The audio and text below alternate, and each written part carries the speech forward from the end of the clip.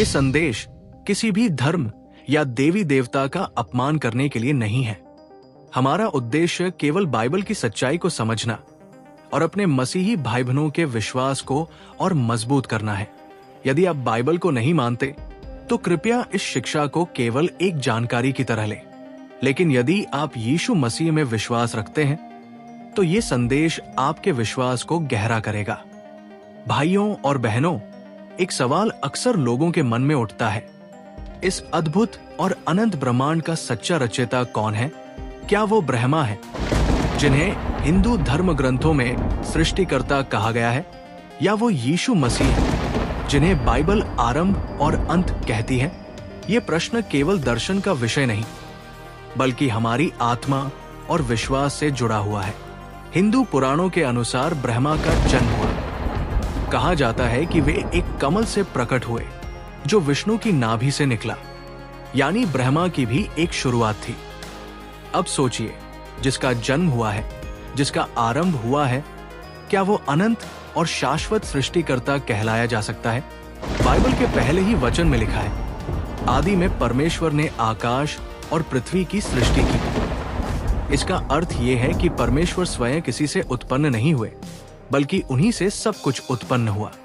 पुराणों में ब्रह्मा की आयु बहुत लंबी बताई जाती है, करोड़ों वर्षों तक। लेकिन चाहे कितनी भी लंबी क्यों न हो, अंततः उनकी मृत्यु होती है। जिनका अंत है वे अनंत नहीं हो सकते। पर बाइबल कहती है यीशु मसीह कल, आज और युगानुयुग एक सा है।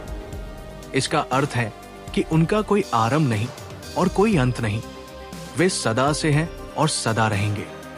एक और बात पर ध्यान दीजिए, भारत में लाखों मंदिर हैं, लेकिन ब्रह्मा के मंदिर गिने चुने ही हैं। लोग उनकी उपासना उतनी नहीं करते।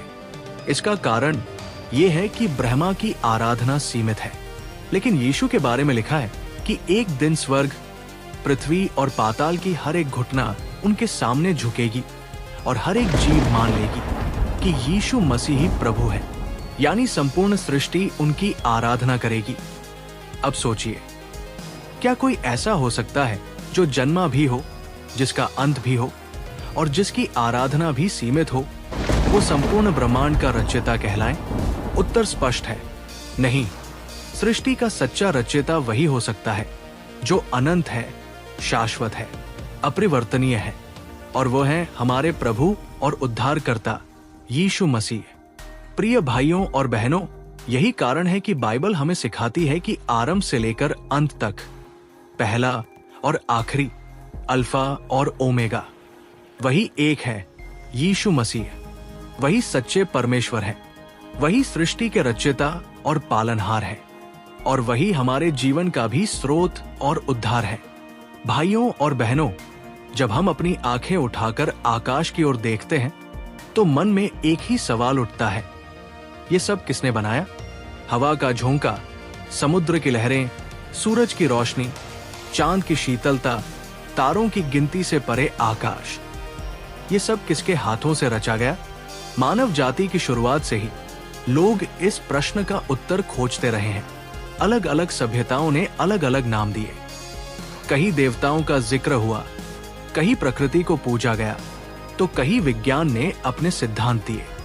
लेकिन बाइबल इस प्रश्न का सीधा और अंतिम उत्तर देती है। बाइबल कहती है, आदि में परमेश्वर ने आकाश और पृथ्वी की सृष्टि की। उत्पत्ति 1 के 1। यहाँ परमेश्वर शब्द केवल एक शक्ति या ऊर्जा नहीं है, बल्कि एक जीवित और व्यक्तिगत ईश्वर है। और जब हम यूहन्ना 1 के 3 पढ़ते हैं तो लिखा है, सब वस्तुएं उसी के द्वारा उत्पन्न हुई, और जो कुछ उत्पन्न हुआ है उसमें से कुछ भी उसके बिना उत्पन्न नहीं हुआ। यहाँ उसके द्वारा से तात्पर्य है यीशु मसीह। हाँ भाइयों और बहनों, ये सुनकर आश्चर्य होता है, परंतु यही सत्य है कि सृष्टि की शुरुआत से ही यीशु मौजूद थे। वे केवल एक नबी या शिक्षक नहीं है, बल्कि वही सृष्टिकर्ता है जिनके वचन से सब अस्तित्व में आया। विज्ञान बिग बैंग की थ्योरी बताता है, लेकिन हमें यह समझना होगा कि कोई विस्फोट कभी व्यवस्था नहीं लाता, वो केवल विनाश लाता है। जबकि इस सृष्टि में जो सुंदरता, संतुलन और व्यवस्था है, वो केवल एक सामर्थी और बुद्धिमान सृष्टिकर्ता के कारण ही संभव है।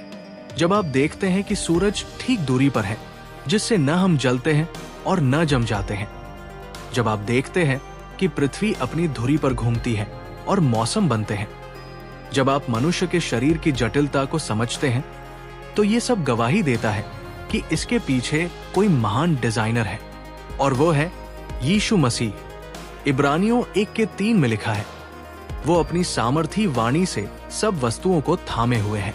इसका अर्थ है कि यीशु केवल रचयिता ही नहीं, बल्कि पालनहार भी है। आज भी जो कुछ अस्तित्व में है, वो उनकी शक्ति से स्थिर है। अगर यीशु अपनी सामर्थी वाणी को रोक दे, तो ये पूरा ब्रह्मांड एक पल में नष्ट हो जाएगा। मनुष्य ने अलग अलग परंपराओं में रचयिता के बारे में सोचा है। कहीं देवताओं की कहानियां बनी, कहीं उन्हें समय और शक्ति के अधीन दिखाया गया, लेकिन बाइबल यीशु के बारे में कहती है कि वे अनादि अनंत है। न उनका कोई आरंभ है और न कोई अंत। प्रकाशित वाक्य 22:13 में वे स्वयं कहते हैं, मैं ही अल्फा और ओमेगा हूं, पहला और आखिरी, आदि और अंत। भाइयों और बहनों, जरा सोचिए, अगर ब्रह्मांड के रचयिता यीशु है, तो इसका अर्थ ये भी है कि हमारा जीवन किसी संयोग या दुर्घटना का परिणाम नहीं है। हम किसी अंधे भाग्य के हाथों नहीं छोड़े गए हैं। हम एक उद्देश्य के साथ रचे गए हैं। यीशु ने हमें प्रेम से बनाया ताकि हम उनके साथ संगति करें और अनंत जीवन पाएं। और सबसे अद्भुत सच्चाई यह है कि यीशु न केवल हमारे रचयिता है, बल्कि हमारे उद्धारकर्ता भी है। उन्होंने केवल जीवन ही नहीं दिया, बल्कि हमारे पापों से छुटकारा दिलाने के लिए अपना जीवन भी दे दिया। ये सोचकर मन विनम्र हो जाता है कि जिसने हमें बनाया, वही हमें बचाने के लिए क्रूस पर चढ़ गया। अन्य कहानियां रचना तक सीमित है, लेकिन बाइबल का परमेश्वर यीशु मसीह अपनी सृष्टि से इतना प्रेम करता है कि वो उसके लिए मर गया। यही अंतर है। यही कारण है कि जब हम ये प्रश्न पूछते हैं, सच्चा रचयिता कौन है, तो उत्तर केवल एक है, यीशु मसीह। उन्होंने आकाश बनाया, पृथ्वी बनाई, जल और स्थल बनाए, मनुष्य को जीवन दिया, और आज भी अपनी शक्ति से हमें संभाले हुए हैं। और इतना ही नहीं, वे हमें अनंत जीवन भी देना चाहते हैं। भाइयों और बहनों, आइए हम अपने हृदय को खोलकर इस सत्य को स्वीकार करें। यीशु ही वो रचयिता है जो शुरुआत से अंत तक सब पर प्रभुता रखते हैं, और वे ही हमें अपने प्रेम में बुला रहे हैं। भाइयों और बहनों, जब हम रचयिता की बात करते हैं, तो एक और गहरी सच्चाई सामने आती है। ये ब्रह्मांड केवल शक्ति से ही नहीं, बल्कि प्रेम से रचा गया है। सोचिए, अगर केवल शक्ति होती और प्रेम न होता, तो ये संसार कठोर और निर्दयी होता। लेकिन जब हम प्रकृति की सुंदरता को देखते हैं, फूलों की खुशबू, पक्षियों का मधुर गीत, नन्हे शिशु की मुस्कान, तो समझ में आता है कि रचयिता का हृदय प्रेम से भरा है। बाइबल कहती है, परमेश्वर प्रेम है, 1 यूहन्ना 4:8। इसका अर्थ यह है कि यीशु मसीह केवल सामर्थी ईश्वर ही नहीं, बल्कि प्रेम का स्रोत भी है। उन्होंने जो कुछ बनाया, वो उनके प्रेम का प्रतिफल है। अब जरा सोचिए, क्या कोई निर्माता अपनी रचना को बिना उद्देश्य के बनाएगा? क्या कोई कलाकार चित्र बनाकर उसे व्यर्थ कर देगा? नहीं। उसी तरह परमेश्वर ने भी मनुष्य को एक महान उद्देश्य से बनाया। बाइबल कहती है कि मनुष्य परमेश्वर की छवि और स्वरूप में बनाया गया। उत्पत्ति 1:27। इसका अर्थ यह है कि हम केवल शरीर नहीं हैं, बल्कि आत्मा भी है। हम केवल इस पृथ्वी पर कुछ वर्षों तक जीने के लिए नहीं आए हैं, बल्कि अनंतता के लिए बनाए गए हैं। परंतु यहाँ एक प्रश्न उठता है, अगर सब कुछ इतना अच्छा और पूर्ण बनाया गया, तो फिर आज दुनिया में दुख, बीमारी, अन्याय और मृत्यु क्यों है? इसका उत्तर बाइबल देती है। ये सब इसलिए है क्योंकि मनुष्य ने रचयिता से मुंह मोड़ लिया और पाप में गिर गया। जब आदम और हव्वा ने परमेश्वर की आज्ञा तोड़ी, तो पाप संसार में आ गया, और पाप ने केवल मनुष्य को ही नहीं, बल्कि पूरी सृष्टि को प्रभावित किया। यही कारण है कि हम दुनिया में टूटा हुआपन और पीड़ा देखते हैं। लेकिन भाइयों और बहनों, यहीं पर रचयिता का प्रेम प्रकट होता है। यीशु केवल ये नहीं कहते कि मैंने बनाया है, अब तुम्हें जैसा है वैसा भुगतना होगा। नहीं, उन्होंने स्वयं मनुष्य का रूप लिया, हमारे बीच आए और हमारे पापों का बोझ उठाने के लिए क्रूस पर चढ़ गए।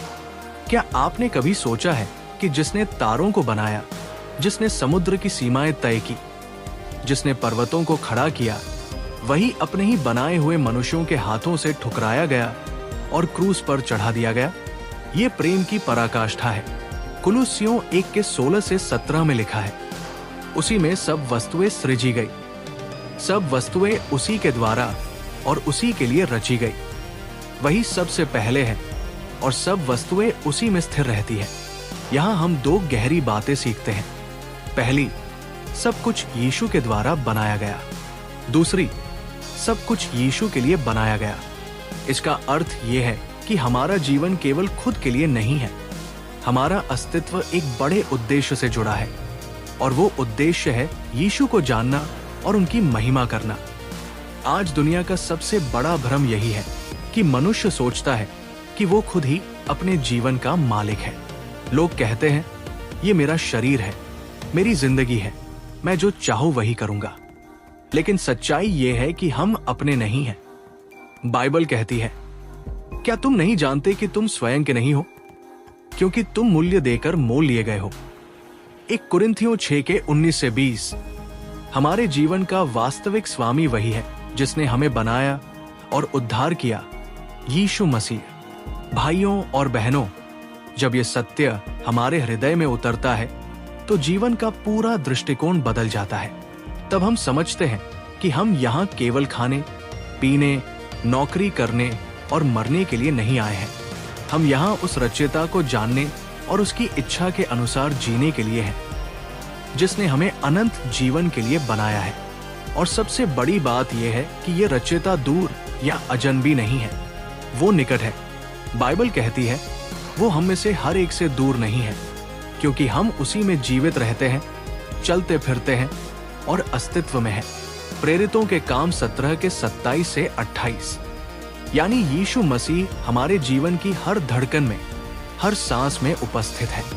हम चाहे कहीं भी जाए, वे हमारे साथ है। तो भाइयों और बहनों, जब अगली बार आप रात में तारों भरा आकाश देखें या सूर्योदय की रोशनी देखें, तो याद रखें, ये सब केवल प्रकृति का खेल नहीं है। ये सब गवाही देता है कि कोई हमें प्रेम करता है, कोई हमें थामे हुए है, कोई हमें अनंत जीवन देना चाहता है। और वो कोई और नहीं बल्कि हमारे रचयिता और उद्धारकर्ता यीशु मसीह है। भाइयों और बहनों, जब हम इस यात्रा में और आगे बढ़ते हैं तो एक अद्भुत रहस्य हमारे सामने खुलता है। रचयिता केवल ब्रह्मांड का निर्माता ही नहीं बल्कि उसका पालनहार भी है।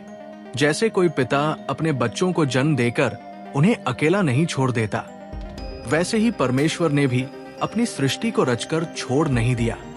बाइबल कहती है, वो अपनी सामर्थी वचन द्वारा सब वस्तुओं को संभाले हुए है। इब्रानियों 1 के 3। यानी ये सूर्य हर दिन उगता और अस्त होता है, ये पृथ्वी अपनी धुरी पर घूमती है, ये समुद्र अपनी सीमा से बाहर नहीं आता। सब इसलिए है क्योंकि यीशु मसीह उसे थामे हुए है।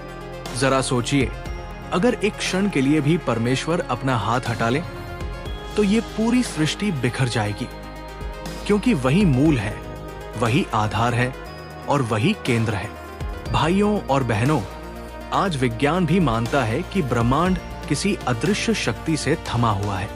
वैज्ञानिक कहते हैं कि सब परमाणु, सब आकाशगंगाएं किसी अदृश्य बल से बंधे हुए हैं। लेकिन बाइबल पहले से कह चुकी है कि वही शक्ति यीशु मसीह है। वे केवल सबको थामे हुए नहीं बल्कि हर प्राणी के जीवन में भी कार्यरत है। सोचिए, हमारी हर सांस उनके हाथ में है। हम जब सुबह उठते हैं तो ये केवल हमारी आदत नहीं है, ये परमेश्वर की दया है। बाइबल कहती है, हमारे सब दिन तेरे हाथ में है। भजन संहिता 31 के 15। यानी हमारा हर क्षण, हर दिन, हर साल उसी के नियंत्रण में है।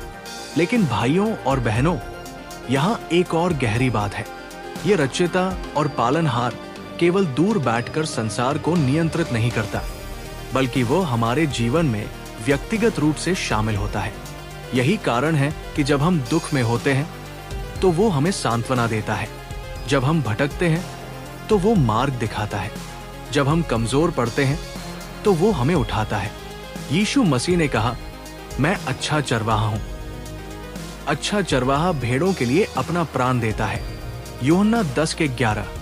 यहाँ वे केवल अपनी देखभाल की बात नहीं कर रहे, बल्कि अपने बलिदान की ओर संकेत कर रहे हैं। भाइयों और बहनों, ये सत्य कितना गहरा है। रचयिता जिसने तारों को बनाया, जिसने समुद्रों की गहराई नापी, जिसने आकाश गंगाओं को स्थापित किया, वही हमारे लिए अपनी जान देने को तैयार हुआ। क्या संसार में ऐसा कोई और प्रेम है? मानव इतिहास में बहुत से नायक, राजा और महापुरुष हुए जिन्होंने अपने देश या अपने अनुयायियों के लिए बलिदान दिया, लेकिन कोई भी ऐसा नहीं है जिसने पूरी मानवता, हर जाति, हर भाषा, हर पीढ़ी के लिए अपना जीवन दिया हो। केवल यीशु मसीह ने ये किया। क्रूस केवल एक धार्मिक प्रतीक नहीं, बल्कि परमेश्वर के प्रेम का प्रमाण है। क्रूस ये बताता है कि हम चाहे कितने भी टूटे हुए क्यों न हो, हमारे पाप चाहे कितने भी बड़े क्यों न हो, यीशु का प्रेम उससे भी बड़ा है। बाइबल कहती है, परमेश्वर ने हम पर अपना प्रेम इससे प्रकट किया कि जब हम पापी ही थे तो मसीह हमारे लिए मरा। रोमियो 5:8। भाइयों और बहनों, यही कारण है कि यीशु केवल रचयिता और पालनहार ही नहीं, बल्कि उद्धारकर्ता भी है। उन्होंने हमें मृत्यु और पाप की कैद से छुड़ाने के लिए बलिदान दिया। इसलिए जब हम उनका नाम लेते हैं तो ये केवल किसी ऐतिहासिक व्यक्ति का नाम नहीं है, ये उस ईश्वर का नाम है जिसने हमें बनाया, थामा और बचाया है। और यही कारण है कि बाइबल कहती है, यीशु नाम वो नाम है जो सब नामों से श्रेष्ठ है। फिलिपियों 2:9। क्योंकि उसी में सृष्टि की शुरुआत है, उसी में जीवन की निरंतरता है और उसी में अनंत उद्धार है। भाइयों और बहनों, जब ये सत्य हमारे भीतर उतरता है तो डर मिट जाता है, क्योंकि अगर वही हमें थामे हुए है जिसने तारों को थामा है, तो फिर कौन हमें गिरा सकता है? अगर वही हमारे साथ है जिसने समुद्रों को सीमित किया है, तो कौन हमें डुबा सकता है? अगर वही हमारा उद्धार करता है जिसने मृत्यु को हरा दिया है, तो फिर कौन हमें पराजित कर सकता है? इसलिए आज आप चाहे किसी भी परिस्थिति से गुजर रहे हो, बीमारी, आर्थिक संकट, पारिवारिक संघर्ष या अकेलापन, याद रखिए, आप अकेले नहीं हैं। आपका रचयिता, पालनहार और उद्धारकर्ता यीशु मसीह आपके साथ है। वो कहता है, मत डर, क्योंकि मैं तेरे साथ हूं। विस्मित न हो, क्योंकि मैं तेरा परमेश्वर हूं। मैं तुझे स्थिर करूंगा, निश्चय तुझे सहारा दूंगा। यशाया 41:10। भाइयों और बहनों, यही वो सच्चाई है जो हमारे जीवन को बदल देती है। यीशु मसीह सब कुछ का आरंभ और अंत है। वही अल्फा और ओमेगा है, वही आदि और अंत है। और अगर हम उनके साथ जुड़े हैं तो हमें किसी चीज से डरने की जरूरत नहीं। तो आइए अपने हृदय को उस सच्चे रचयिता के हाथों में सौंप दे। वो हमें जीवन देता है, वो हमें थामे हुए है और वही हमें अनंत जीवन में ले जाएगा।